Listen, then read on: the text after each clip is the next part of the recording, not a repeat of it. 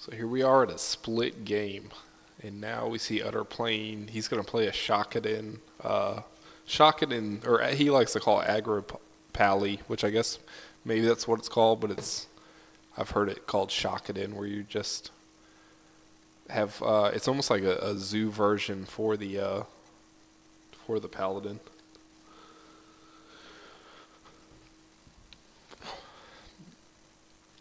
His draw does stink, though. That's not what you want to see.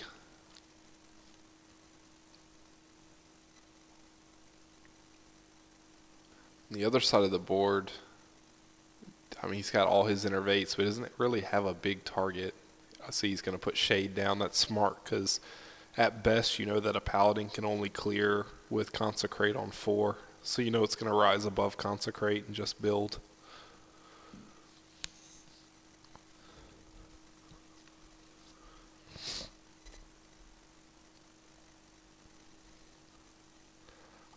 When I play Paladins, I never worry about turn 1 putting something down and it being cleared, because honestly, a Paladin has nothing it can do on turn 1 to clear your minion. So if I coin something out, I know they can't do anything. Oh, that's interesting. Yeah, that's one of the matchups that I never worry about. I think it's one of the only ones that I don't worry about. Because usually every class has something on turn 2 that they can do. Like Paladin, you get the Blessing of Might, but you already have to have something on the board. So you've already had to have gone through a turn. So at best, you know, it would be a 1-cost minion that they blessed.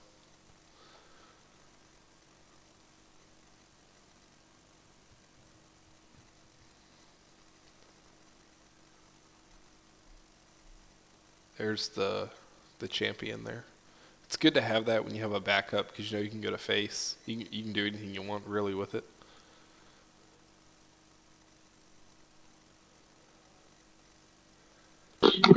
What's the most powerful Shade you've ever seen? I've seen it grown to lethal. Like, well, lethal within a game, like 12, 14. Like somebody just grew it the whole time. And that was like a big thing when Nax first came out. The Druid decks, they would throw 2 Shades down because you couldn't touch them. And if you didn't have any cleared, they just sat there, and you knew that you were going to get roar value because your Shade was going to be there. So that was at least 6 damage with 1 roar. Like if you had 2 Shades out there is what I'm saying.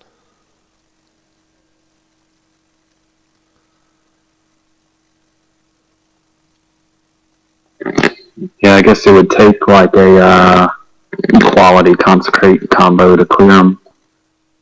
Well, Shades are funny because they're twofold. It's like people hold Shade and keep growing them because they want to keep them stealthed. And then on the other side of it, you can then make a board where the Shade doesn't matter. You can win the game until, you know, quicker than they can become lethal. And then on the other side of it, sometimes people pull Shade out when they're like a 3/3 or something, and you can then just deal with them pretty quick and early.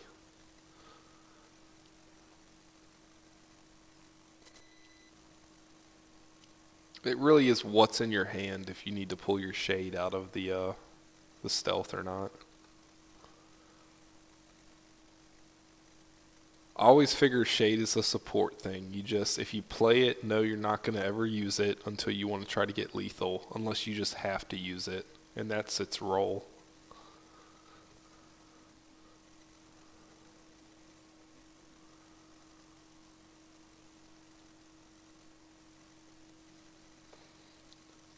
Like, Pete probably has big eyes on that 7/7 right now.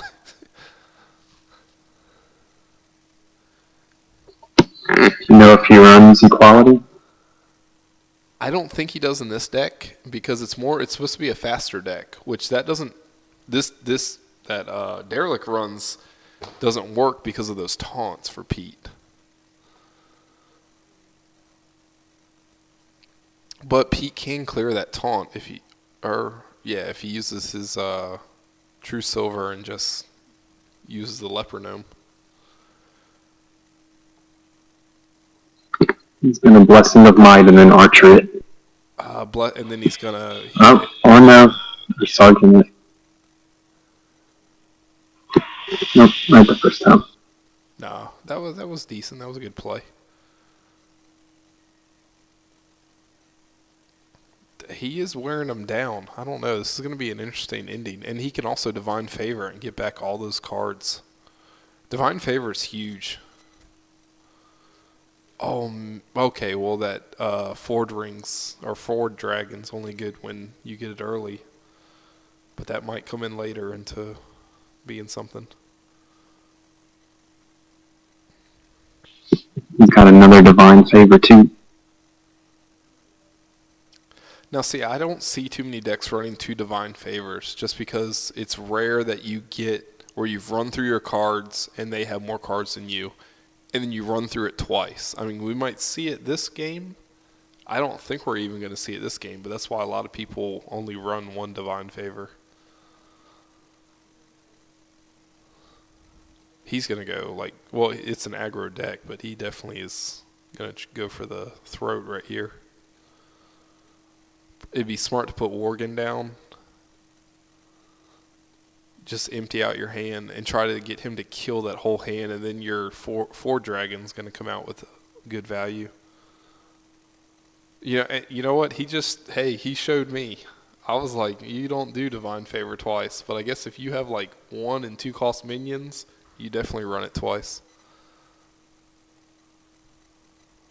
Holy cow, and then he does run 2 equalities. Equality's not what you want to see when you have the 9/9, especially if you think that he might have Consecrate. Oh, It's a powerful swipe. Oh, wow, is that game? Oh, that is. What? I can't believe that. Yeah, that's it. That roar and that shade is what did it in.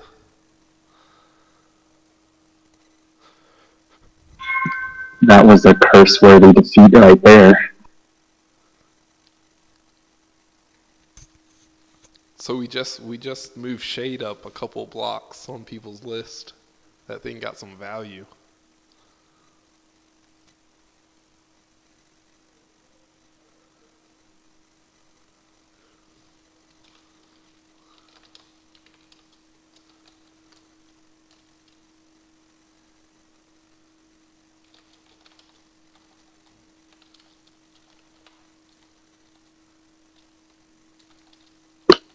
I'd almost, unless Sutter thinks he has a better deck, I might would run that again. He was so close.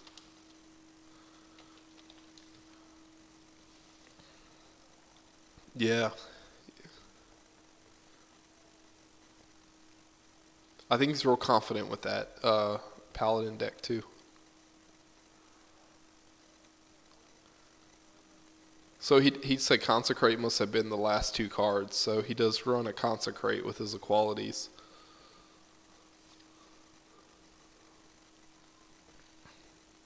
I mean, as a Paladin, if you play Paladin, you've got to run equality with either Pyromancer, Consecrate, or Wrath. I mean, it's just the whole point. It's one of the strong things. And it makes people play a Paladin to where they can't load the board on you ever.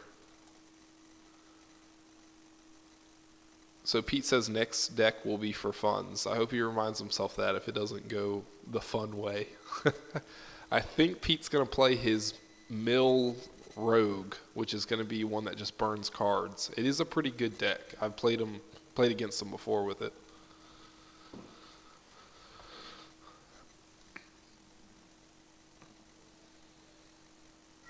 So it burns through Pete's cards or through Derelict's?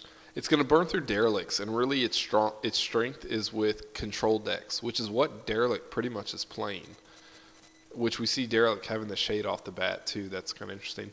But he's going to start burning Derelict's cards, making them have 10 cards, which it kind of stinks. If you're doing a mill deck, you don't want the coin. You want your partner to have the coin, so then you hope that they can hold on to more cards.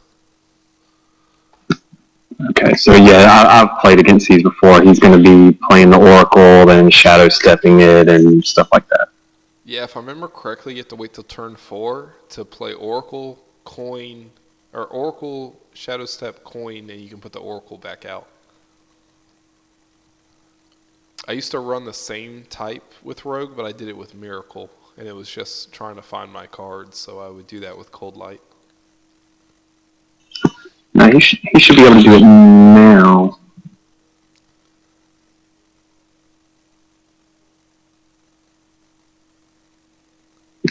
The only thing is that would give Derelict 8 cards, and so what? Yeah, you're right. He can do it now. Well, you hope when you put them down that they just can't play the cards or they can't play them fast enough. And he's got Brewmaster. It's going to come out after that, and he can pull it right back in.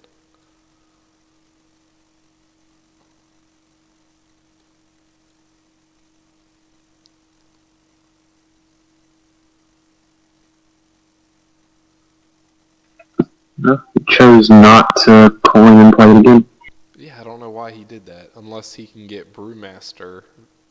Maybe he can play both? Yeah, right.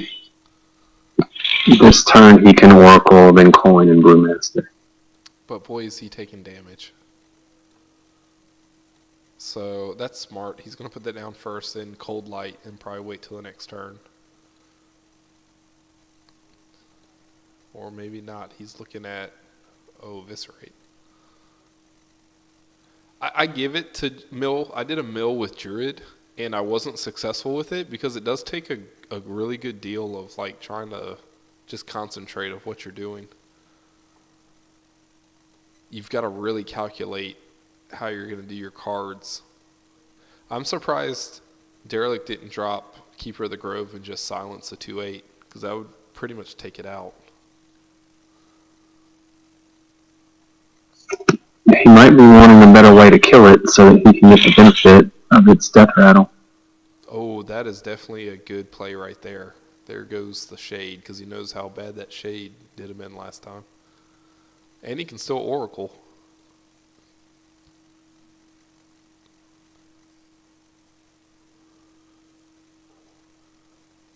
See, he's playing it different than what I would see. I would see Oracle and then try to do a bunch of stuff, but he knows that he's also got to play the game outside of that.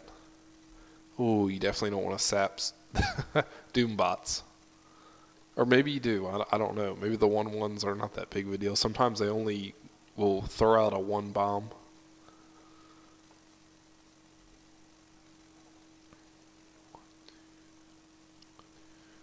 So he has 6. He can make him burn if he puts Cold Light down and then pulls it out and can replay it. I guess he can't replay it though with Brewmaster because it's not going to give him that bonus of having the replay for 1.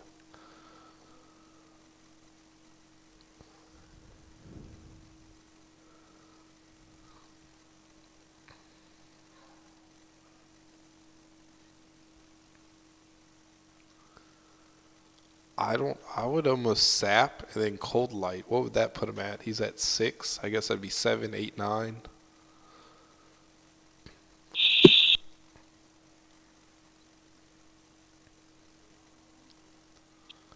Oh, there we go. Now he can do it, and he'll lose 1. Oh, I don't know now. That looked like that didn't help him out at all. Yeah, I would have. Oh, out of time. That's not what I wanted to happen. I think that's going to be the game because of that and just that in general. Oh, and Roar. Oh, he's got the roar. That'll be it.